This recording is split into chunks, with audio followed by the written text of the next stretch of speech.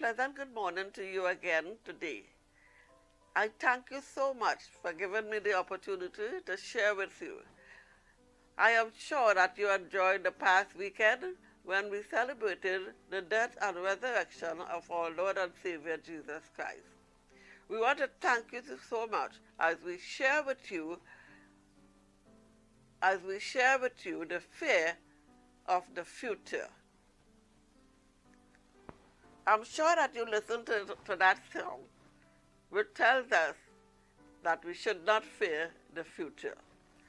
Because of the fact that Jesus rose again from the dead, in the book of Acts, chapters 1 and verses 2 and 3, it says, until the day in which he was taken up, after that he, through the Holy Ghost, had given commandments unto the apostles whom he had chosen, to whom also he showed himself alive after his passion by many infallible proofs, being seen of them 40 days, and speaking to them about the things pertaining to the kingdom of God.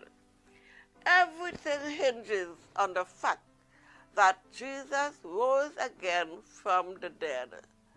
Our religion would be in vain if Jesus did not rise from the dead.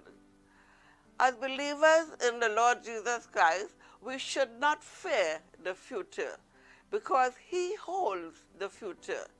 He is past, he is present, and he is future. A relationship with him makes us strong to hold his hand and step into the future. All fear disappears when we walk with the Lord. There are so many promises in the Word of God that are able to stabilize us and make us strong. Remember that God has not given to us a spirit of fear. Fear is a spirit that we have to cast out and hold fast to his word and the promises in his word. All the promises made by God are yea and amen in Christ Jesus. The only thing that I am concerned about in the future is the soon return of our Lord and Savior Jesus Christ. He said, to them that look for him shall he return. The signs of the times in which we are living now are everywhere. The whole world is in turmoil. The whole world is affected by its present situation. Let not your heart be troubled. You believe in God? Believe also in me. In my Father's house are many mansions. If it were not so, I would have told you. I go to prepare a place for you. And if I go and prepare a place for you, I will come again and receive you unto myself, that where I am, there you may be also. And whither I go, you know, and the way you know. This should be the blessed hope of every believer in the Lord Jesus Christ. He gave us a hope to live with and a hope to die with. Because he lives, we can face tomorrow. Because he lives, all fear is gone.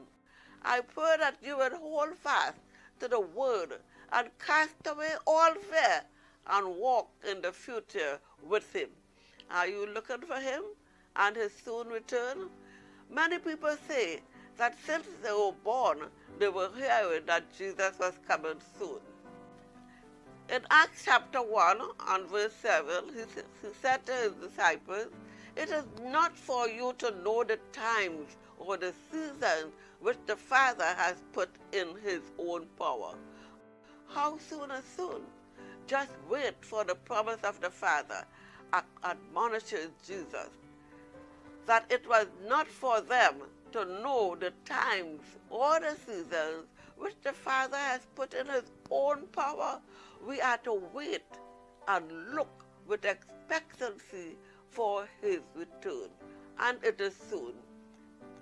Maybe you have the confidence in him that whatever he has said, that he was more than able to perform. Let us pray again today. Father, we thank you that you would give us a spirit to wait on you, to wait for you, to look for you. Give us a spirit of expectancy that we know, but we know that your coming is very, very soon. Thank you, God, for helping us to keep our eyes upon you. Let us look and see the signs of the times, and let us look forward to your soon return. We thank you in Jesus' name. Have a great day, and join me tomorrow as we share on the fear of failure. Thank you. The Lord bless you. Because I know He holds the future. My life is worth living just because He lives.